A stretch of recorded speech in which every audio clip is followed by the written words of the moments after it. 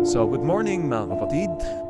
So, may konting advice na ako sa mga bata ngayon kasi masyado na tayong free ngayon, masyado ng sa social media. Namampas na tayo sa pagka-liberated kaya ng Amerika. So, papayo ko lang sa mga bata ngayon. Tulad ko may mga anak kong babae. Payo ko lang sa kanila. Habang malakas pa ang mga magulang nila, lalo na yung nanay, habang malakas pa sila, dapat mas pipiliin natin sila.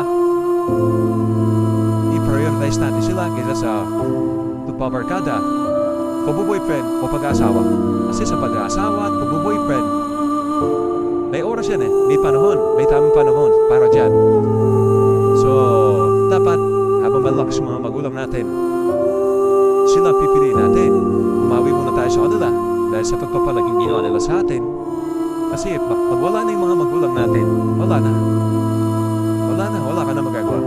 Baka pag times na gusto mo na siyang makasama, yun din naman ang oras na wala na siya. So it means, in short, nasa uli lagi assist. So yun lang, habang healthy pa yung mga magulang natin, habang malakas pa sila, yung pag-aasawa, boyfriend, nandiyan lang yan. Nasa tabi lang yan.